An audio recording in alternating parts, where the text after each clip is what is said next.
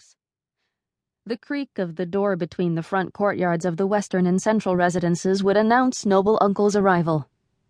He never glanced in the direction of the Arfang, but I ducked below the windowsill anyway.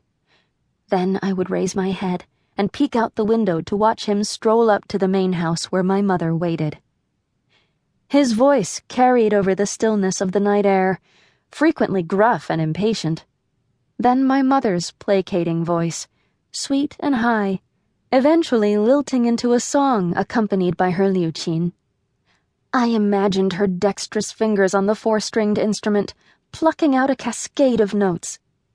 I would stumble back to the pallet bed and fall asleep to faraway music, plum blossom melodies, ambush from 10 sides, or spring snow, her favorite.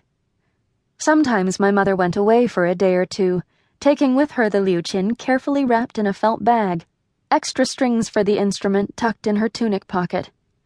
I didn't like her being away, but we had to do as noble uncle wanted because otherwise we wouldn't be allowed to live in the western residence anymore.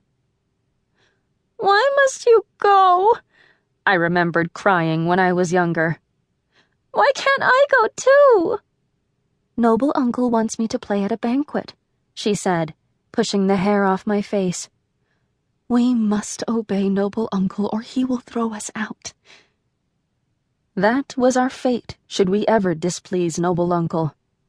I was vague on the exact consequences of becoming homeless, but I obeyed the fear in my mother's voice and stayed inside the western residence's courtyard, making not a single sound while she was gone.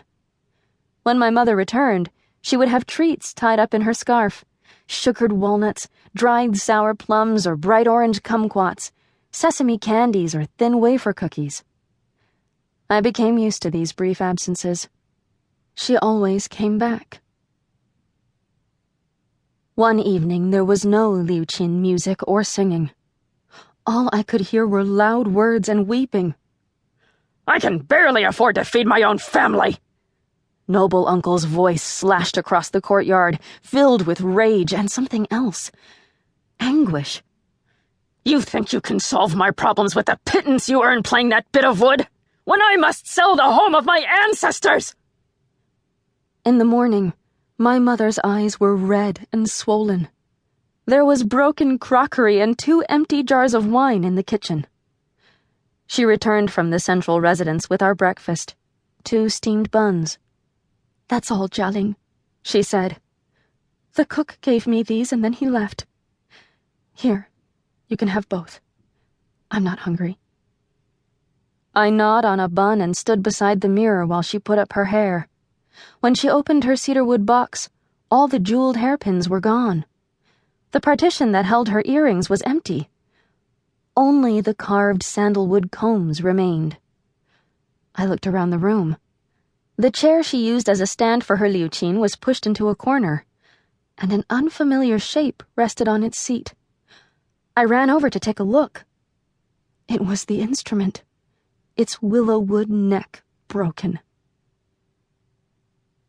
My mother began going over to the central residence every day. "The Fengs can't afford any servants right now, Ling Ling," she said. "If we're to stay, I must do more to earn our keep. I must do their cleaning and cooking." We still ate by ourselves in the western residence. My mother put meals on the table for the Fengs, and afterward the Feng women would take the dirty dishes to their kitchen, where my mother would do the washing up. "Those ladies have never carried a dirty plate until now," she said. "They embroider nicely, but they should prepare for worse." What worse meant, I didn't know. Once, I dared to creep through the door between courtyards while my mother cooked supper for the Feng women. I stole into the main reception hall, where the Feng's ancestors stared out from stiff portraits, stern and disapproving. I peered through the windows of the main house and saw noble uncle's family. There were 2 women and 5 girls, the girls all older than me. The eldest of them looked directly at the window and caught me staring in, but she didn't say anything, just gazed back with an air of sad resignation. Then one day, the central residence wasn't quiet. We could hear men's voices.